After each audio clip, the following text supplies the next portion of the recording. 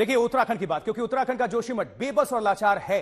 जोशीमठ के लोग बेबसी के आंसू रो रहे हैं। उनकी आंखों के सामने ही उनका आशियाना उजड़ रहा है। क्यों ना रोएं, क्यों ना घबराएं। सैकड़ों घर बेकाबू हो चुके हैं। वहां पर अगर बात कर लें, सड़कों में भी दरार है। हालात ये है कि अब तक 600 से ज्यादा परिवारों को राहत शिविरों में भेजना पड़ा है और अभी भी कुछ लोग इस इंतजार में हैं कि उनको मदद मिले। लेकिन सरकार ने यह भरोसा दिलाया है कि वो उनके साथ हैं, उनको अकेला नहीं छोड़ा जाएगा, क्योंकि खुद मुख्यमंत्री पुष्कर सिंह धामी वहां पर कल पहुंचे और हालात की समीक्षा की। एक स्पेशल रिपोर्ट हमने तैयार की है आपके लिए, आप देखें।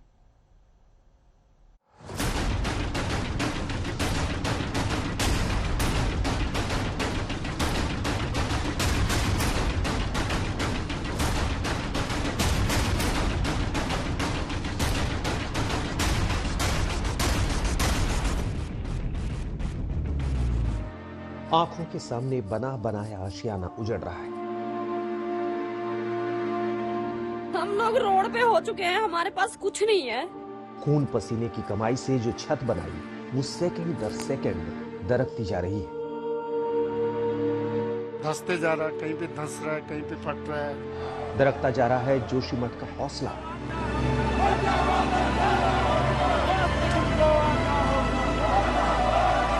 पूरा ही घर टूट गया है हमारा, जो कि हम वहां दोबारा कभी जा ही नहीं सकते। टूटती जा रही है हिम्मत। सदियों की गलतियां वर्तमान भुगत रहा है। इस मंदिर को हम मानते हैं बहुत। ये टूट गया है, हमारा मन ठीक नहीं है यहाँ पे। जोशीमठ रो रहा है। ना सड़कें महफूज है, ना इमारतों की दीवारें और छत।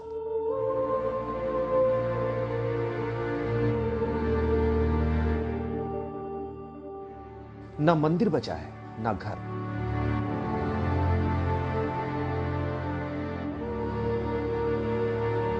सालों पुराना मंदिर है हमारा ये, और इतने टाइम से हम इन्हें पूज रहे हैं, देख रहे हैं। कल दीवा भी लगाया था, जब यहाँ पे थे दीवा भी लगाया था।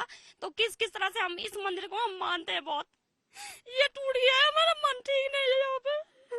टूटने के बाद भी आप कल तक दिया जला रही थी। हाँ, यहाँ पे दीवा जलते हैं हमारे यहाँ पे। आर्टिकल भी टूट रखा है हमारा, बिल्कुल में मन बिल्कुल खराब हो चुका है। पहाड़ की जमीन जैसे जैसे खिसक रही है, वैसे वैसे यहाँ के बाशिंदों की हिम्मत जवाब दे रही है। पुरखों ने कुदरत की इस गोद में आशियाना बसाया था, खुशहाल भविष्य के सपने संजोए थे। तब से कई पुश्तें यहाँ रहती चली आई हैं, लेकिन अब जोशीमठ के कुछ हिस्सों पर ऐसा संकट आया है कि कुछ भी सुरक्षित नहीं है।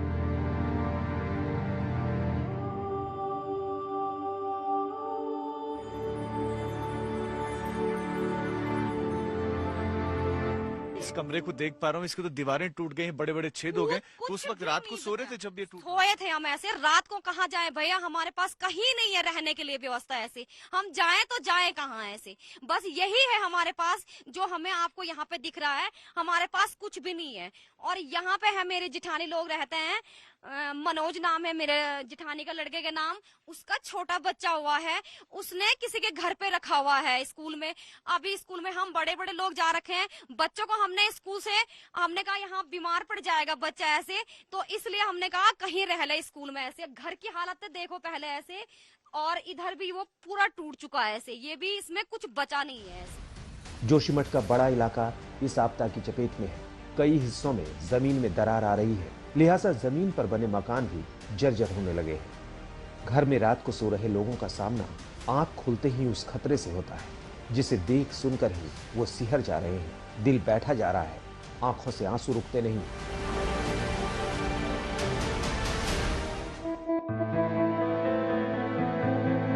क्या करें, कहां जाए, किससे गुहार लगाए कि बचा लो जोशीमठ को, बचा लो बद्री विशाल की इस पावन नगरी को।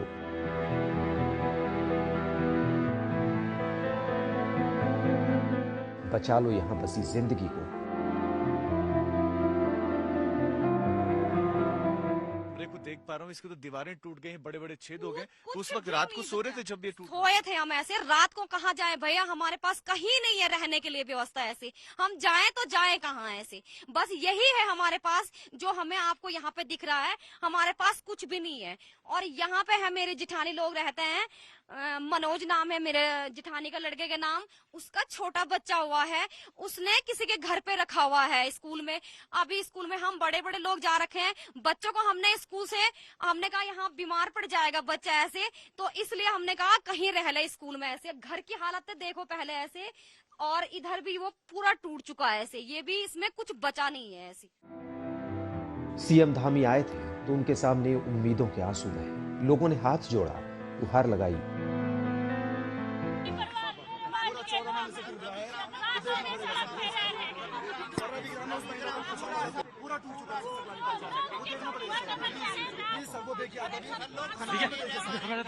जैसे भी ऐसा ही बोला हमने कि बेटा हमारी व्यवस्था करो, बच्चे बेरोजगार है, हम कहाँ जाएंगे, जो पैसे थे हमने हमारे कमाए हुए वो तो हमने मकान पे जमीन खरीदी, मकान बनाया, वहाँ दे दे, वहाँ लगा दे। 23 साल से यहीं रह रहे थे जोशीमठ में, घर में भी अच्छी व्यवस्था नहीं है, जहाँ गांव है हमारा, तो हम क्या करेंगे। तब इसलिए हमने यही बोला कि हमारे मकान और हमको कहीं जमीन की व्यवस्था कर दो, और तुमसे वैसा भी नहीं होता तो हमारे पैसे दे दो हमको, तो हम जहाँ भी बनाएंगे जो भी करेंगे। लोगों की उम्मीदें हैं कि इस मुश्किल घड़ी में सरकार कुछ करेगी। संकट पर सरकार की नजर भी है। जिन मकानों में दरारें आई, वहां के लोगों को राहत कैंपों में भेजा जा चुका है, लेकिन अभी भी वो लोग सदमे में हैं कि आखिर कब तक इस हालत में जिंदगी कटेगी। हमें पता है हमने एक एक रुपए जोड़ के अपना घर मकान कैसे बनाया है, अपना बोलते हैं ना अपने खुशी के लिए सब कुछ करता है आदमी, लेकिन आज हमारे पास कुछ नहीं है तो हम कैसे करेंगे, कहाँ से बनाएंगे। एकदम से कहीं मकान बनाओ या अपने बच्चों का भविष्य देखे, या हम फिर इतनी मेहनत करें। पूरा ये घर टूट गया है हमारा, जो कि हम वहाँ दोबारा कभी जा ही नहीं सकते, ना ही उसको कुछ रिपेयरिंग कर सकते हैं उस मकान की। और यहाँ पे तो रखे हम, हमारे मतलब सिर्फ रहने की व्यवस्था तो हमारी कर ली है, लेकिन और वैसा यही है कि हम जितना हमारा घर बड़ा था, अपने घर में हर चीज की सुविधा थी, तो उतना यहाँ पे हमारा एडजस्ट नहीं हो पा रहा है।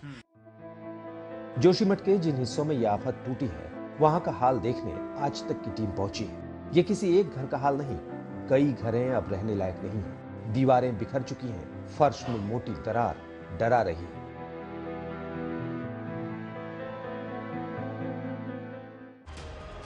जोशीमठ में ही एक मंदिर तो पूरी तरह से झुक गया। अब वहां पूजा बंद है।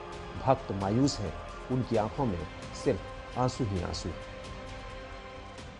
पुराने बुजुर्ग होकर के बच्चे सहित हमारे ही भगवती को मानते हैं, आज जब घर ही चला गया है तो मंदिर भी डूब गया है। हम बस यही चाहते हैं कि बस हमें जल्द से जल्द हमें सुरक्षित पहुंचाए। बस सरकार से यही विनती है कि हमारी भी आवाज सुने आगे। जैसे जैसे समय बीत रहा है, संकट भी बढ़ता जा रहा है। उम्मीद है राहत की किश्त बगैर देरी के लोगों तक पहुंचेगी और संकट के स्थायी समाधान की दिशा में कोई ठोस पहल होगी। कमल नयन सिलोड़ी और अमित भारद्वाज के साथ राजीव ढोंडियाल, जोशीमठ, आज तक।